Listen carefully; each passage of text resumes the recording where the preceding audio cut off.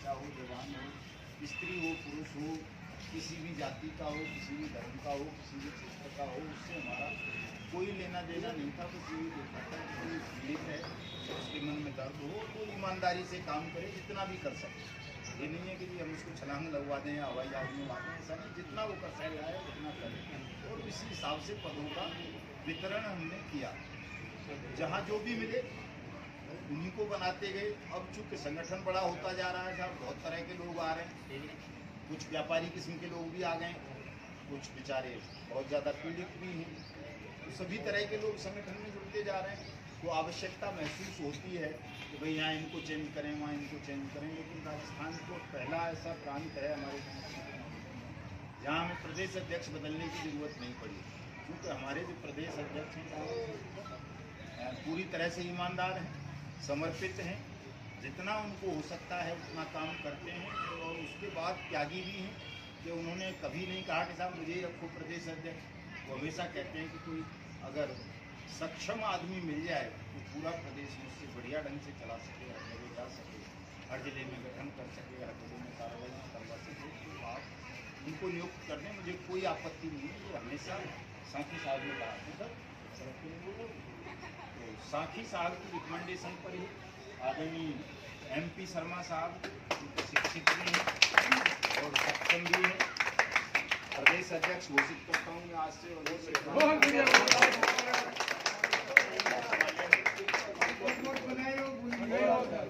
और साथी साहब को हम अपनी राष्ट्रीय कार्यकारिणी में रखेंगे, सब साथी साहब को अपनी राष्ट्रीय कार्यकारिणी में रखेंगे। प्रदेश उपाध्यक्ष, प्रदेश राष्ट्रीय उपाध्यक्ष या राष्ट्रीय महासचिव, प्रदेश संरक्षक को मरमिट साहब बना दिए हैं, वरिष्ठ अच्छा 2 रखेंगे। प्रदेश प्रवक्ता महामंत्री योगी जी हैं। मैं श्रीमाली जी से भी अनुरोध करूंगा कि आप प्रदेश की टीम जो रहे, दोनों मिलकर के प्रदेश को संभालें। आप वहाँ कोई जिलाध्यक्ष तो प्रविया जी ने शायद, प्रविया जी ने आप प्रदेश में रहें, साथ रमेश शर्मा जी कहें। उस कानून के तहत ही इन कंपनियों को बंद किया गया था, लेकिन उस कानून के तहत बंद करने के साथ साथ हमारा विशेषकर इस देश के लोकतंत्र के चौथे स्तंभ मीडिया से कहना चाहेंगे कि जब हमारी केंद्र सरकार ने कानून बना दिया, जब हमारी राज्य सरकारों ने उसे लागू कर दिया और उसी कानून के तहत इन कंपनियों को बंद भी कर दिया, तो कभी हमारी सरकार ने इस पर गौर क्यों नहीं किया कि इन कंपनियों में उन गरीब लोगों ने, उन देहाती लोगों ने, ग्रामीण अंचल से, शहरी अंचल से, छोटे छोटे दुकानदारों ने, छोटे छोटे रेहड़ी वालों ने, छोटे छोटे जो मजदूर किसान थे, उन लोगों ने पैसा जमा करवाया। तो हम तो माननीय केंद्रीय सरकार से और डबल इंजन की माननीय राजस्थान की भजन लाल सरकार से ये कहना चाहेंगे कि जब इन लोगों ने लाइसेंस शुदा कंपनियों के तहत, मैं ये कहना चाहूँगा कि इनको लाइसेंस भी सरकार ने दिया है, तो लाइसेंस शुदा जब कंपनियों को हमारे राज्य में या यूँ कहें कि हमारे देश में परमिशन दी जाती है, सरकार की तरफ से लाइसेंस दिया जाता है, तो फिर उनके तहत जो पैसा इकट्ठा किया गया है उसको दिलवाने की जिम्मेदारी भी तो सरकार की है। अभी हम विगत आपसे कहना चाहेंगे कि विगत हम 3-4 साल से ये संघर्ष कर रहे हैं, और ये जो आप देख रहे हो राजस्थान के प्रत्येक जिले में ये लड़ाई चल रही है, प्रत्येक जिले में जमाकर्ता परेशान है, कार्यकर्ता परेशान है, और आप तो सबसे ज्यादा ये समझ लो कि वो गरीब परेशान है जिस गरीब के वोट से इस देश की सरकार बनती है। जब हमने पहले प्रोटेस्ट किए, जब हमने पहले आंदोलन किए, तो हमारे राज्य की सरकार हमसे कहती थी कि मैं आपके साथ कुछ नहीं कर सकता हूं, क्योंकि केंद्र में दूसरी सरकार है और हमारे यहाँ दूसरी सरकार है। आप कैसे भी मानिए, हमने सरकार को भी बदला, इन लोगों ने सरकार को भी बदला, और आज हमारे राजस्थान में डबल इंजन की सरकार है। तो हम माननीय आदरणीय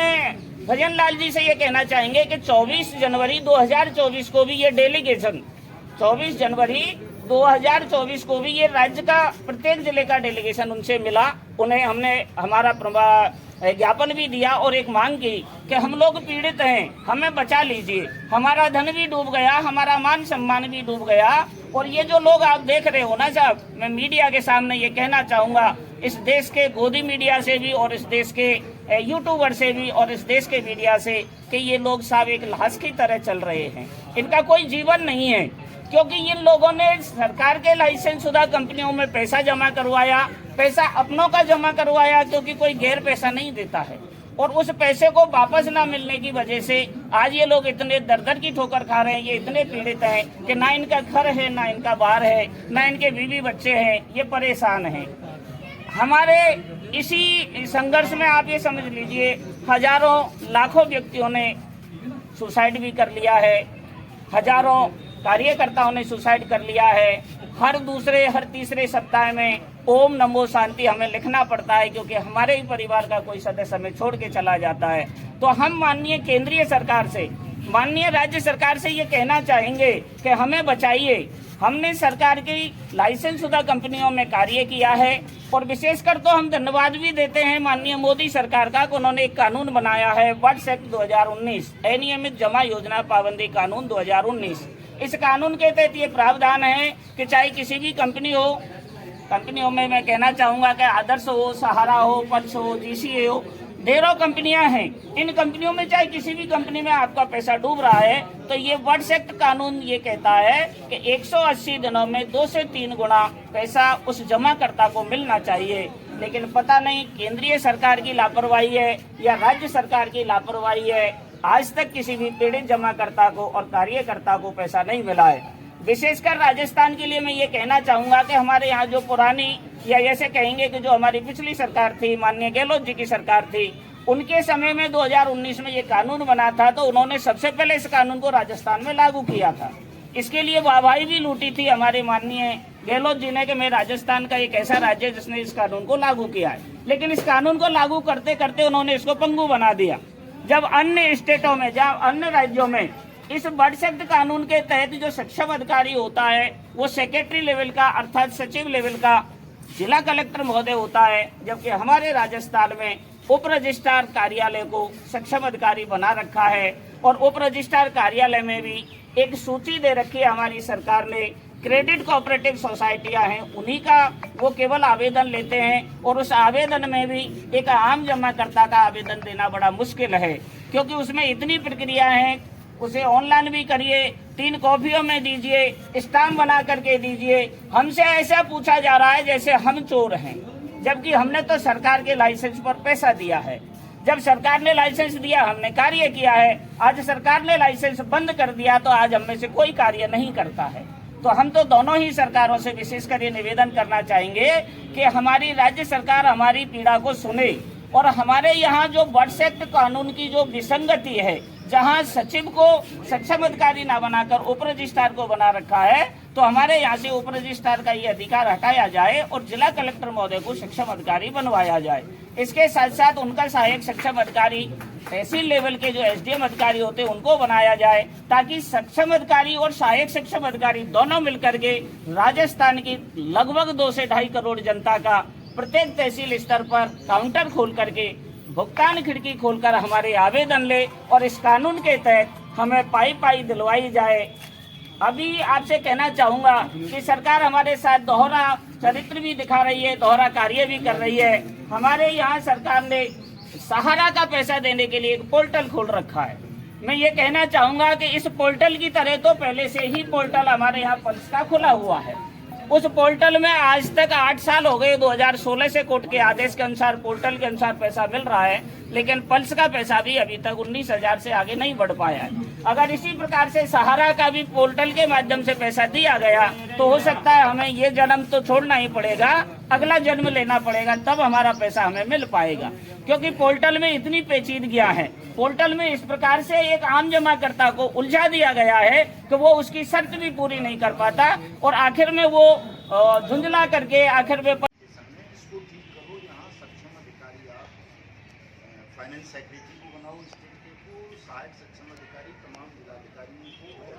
एसडीएम को बना दो तहसील स्तर पर, ताकि दूसरे राज्यों की तरह सब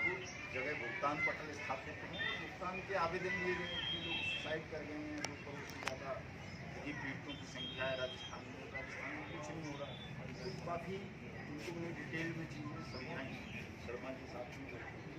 उनकी समझ में आया, तो उन्होंने जो मुख्यमंत्री के प्रमुख सचिव हैं उनके लिए मार्किंग किया है उसे, कि कि वो उसको पढ़ेंगे, देखेंगे चीज़ों को और उस पर ऐसा ही डिसीजन लेंगे जैसा कहा है।